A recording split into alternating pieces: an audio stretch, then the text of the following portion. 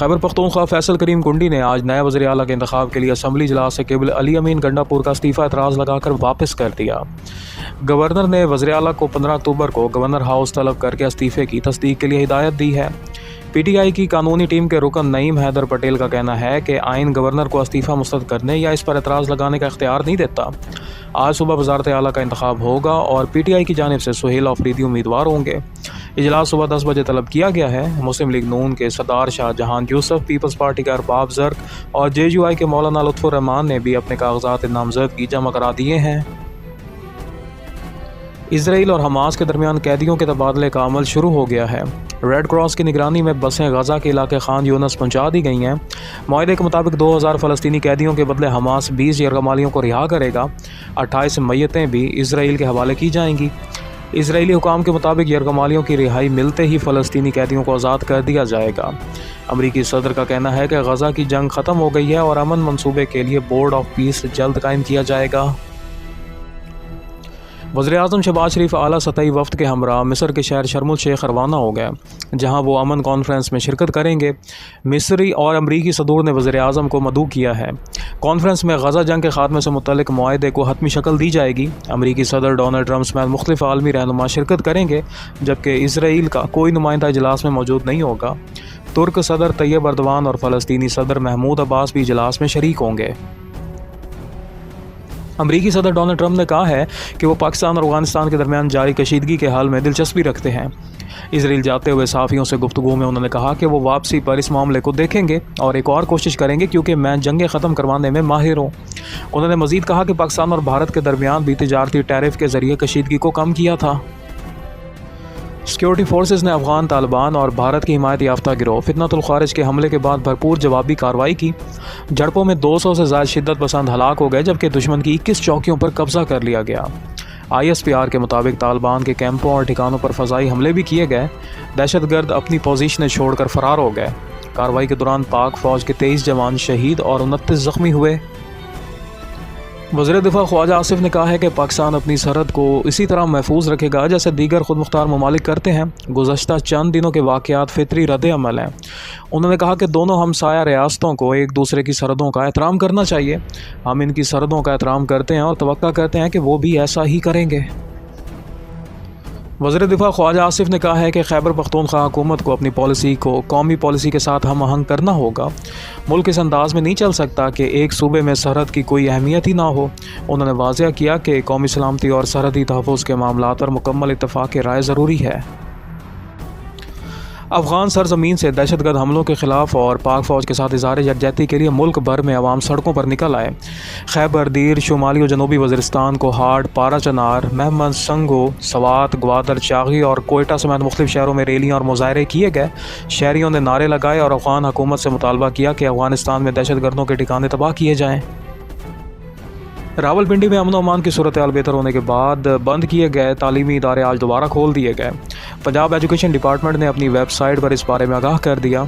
ज़िला जेलम में मैट्रिक के इंग्लिश के पर्चे को मौखर कर दिया गया है, जबकि नई तारीख बाद में दी जाएगी। रावलपिंडी इस्लामाबाद में 3 रोज़ से बंद सड़कें खोल दी गई। मोबाइल डाटा सर्विस भी बहाल कर दी गई, ताहम फैज़ाबाद जाने वाला रास्ता ताहाल बंद है। तहरीक तहफ़्फ़ुज़ आइन पाकिस्तान ने अफ़गानिस्तान से मुतल्लिक़ पैदा शुदा सूरत हाल पर सऊदी अरब के मौक़िफ़ की हिमायत कर दी। महमूद अचकज़ई की ज़ेर सदारत इजलास के बाद जारी एलामिये में कहा गया कि पाकिस्तान और अफ़गानिस्तान को मामलात बातचीत के ज़रिए हल करने चाहिए। एलामिये में वफाकी हुकूमत की खैबर पख्तूनख्वा में मुबैना मुदाखलत को काबिल मज़म्मत करार देते हुए कहा गया है कि कोई भी गैर आइनी कदम सूबे की नाजुक सिक्योरिटी सूरत हाल को मज़ीद पेचीदा बना सकता है। पार्लियामेंट का मुश्तरका इजलास बुलाकर कौम को एतमाद में लेने और बलूचिस्तान और खैबर पख्तूनख्वा में बढ़ती हुई बदअमनी पर तशवीश का इज़हार किया गया। सेनेटर इरफान सदीकी ने तहरीक तहफ़्फ़ुज़ आइन पाकिस्तान के एलामिये को शर्मनाक करार दिया है। उनका कहना था कि आजमाइश की घड़ी में तहरीक ने दहशतगर्दों और इनके सरपरस्तों की मज़म्मत नहीं की, बल्कि वतन के तहफ़्फ़ुज़ के लिए कुर्बानियाँ देने वाले शोहदा के बारे में पस्त सोच का मुज़ाहरा किया। उन्होंने कहा कि वो सूबाई हुकूमत जिससे मशावरत की तलकीन की जा रही है, पिछले 13 बरसों से दहशतगर्दों की परवरिश कर रही है और सूबे को महफूज बना दिया गया है। कराची के इलाके नॉर्थ नाज़िमाबाद पहाड़ गंजी चुरंगी के करीब कैरम बोर्ड खेलने के दौरान 2 ग्रुपों में झगड़ा, फायरिंग और तशद्दुद से 5 अफराद ज़ख्मी हो गए। गज़ा में जंग बंदी मुआहदे के बाद दुनिया भर में फ़लस्तीनियों से इज़हार यकजहती के मुज़ाहरे किए गए। स्विट्ज़रलैंड में हज़ारों शहरियों ने रैली निकाली। पुलिस से झड़पों के दौरान लाठी चार्ज और आंसू गैस का इस्तेमाल किया गया। ऑस्ट्रेलिया और चिली के दारुल-हुकूमत सांतियागो में भी यकजहती रैलियाँ हुईं। दुनिया की 7 बड़ी मैराथन में से एक शिकागो मैराथन में 500 से ज़ायद रनर्स ने शिरकत की, जिनमें 40 से ज़ायद पाकिस्तानी और बैरून मुल्क मुकीम पाकिस्तानी शामिल थे। अमरीकी निसाद पाकिस्तानी सैयद अली हमजा पाकिस्तानियों में सबसे तेज़ रनर रहे, जबकि पाकिस्तान से शिरकत करने वालों में कराची के फैसल शफी सबसे आगे रहे। इसमाइली कम्यूनिटी के पेशवा प्रिंस रहीम आगा खान ने भी इस मैराथन में शिरकत की। युगांडा के जैकब ने मजमूई तौर पर मैराथन जीती, जबकि ख़वातीन के मुकाबले में इथियोपिया की रनर फातिहा करार पाईं। जापान के शहर ओसाका में होने वाले एक्सपो 2025 में पाकिस्तान ने 2 बैनुल-अक़वामी अवार्ड्स जीत लिए। नुमाइश की कैटेगरी में पाकिस्तान पवेलियन को कांसी का तमगा दिया गया, जबकि एडिटर्स चॉइस अवार्ड भी पाकिस्तान के नाम रहा। ये अवार्ड उन ममालिक को दिया जाता है जो गैर मामूली तख्लीकी सलाहियतों का मुजाहरा करते हैं। अब तक 17 लाख अफराद ने पाकिस्तान पवेलियन का दौरा किया है। ICC वुमेंस वर्ल्ड कप में भारतीय टीम को ऑस्ट्रेलिया के हाथों एक और शिकस्त का सामना करना पड़ा। भारत ने 330 रन का हदफ दिया, लेकिन ऑस्ट्रेलियावी बैटर्स ने 49वें ओवर की आखिरी गेंद पर हदफ हासिल कर लिया। ऑस्ट्रेलिया की एलिसा ने 107 गेंदों पर 142 रन की शानदार इनिंग्स खेली, जिसमें 3 छक्के और 21 चौके शामिल थे। रिटायर्ड हर्ट होने वाली एलिस पेरी दोबारा मैदान में वापस आई और भारत से जीत छीन ली।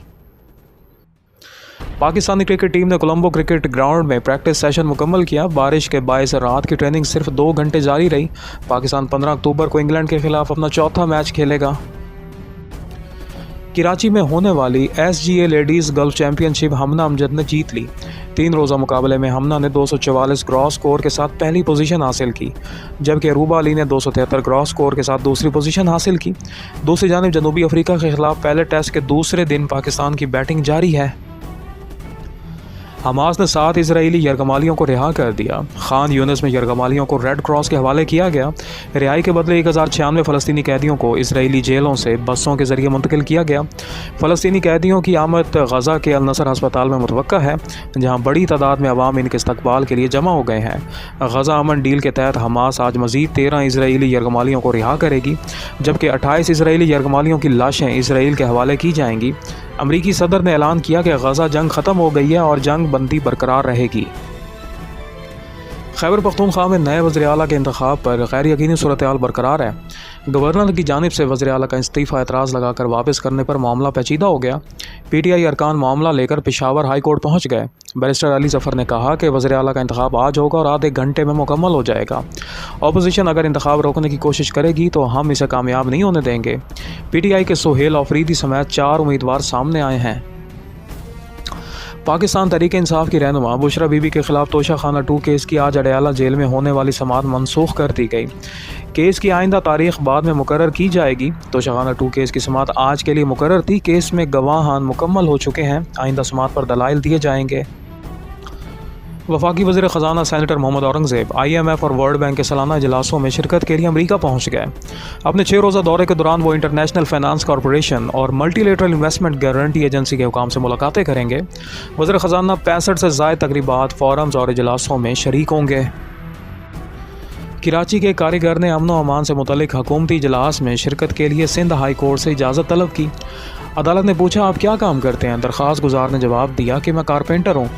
कायम मकाम चीफ जस्टिस ने रिमार्क्स दिए कि पढ़ें आपकी दरख्वास्त में क्या लिखा है और किसके मफाद में अदालत आए हैं। अदालत ने दरख्वास्त को 25,000 रुपये जुर्माने के साथ मुस्तरद कर दिया। कराची समेत सिंध भर में आज से इंसदाद पोलियो मुहिम शुरू हो गई। 1 करोड़ 6 लाख से ज़्यादा बच्चों को पोलियो से बचाव के कतरे पिलाए जाएंगे।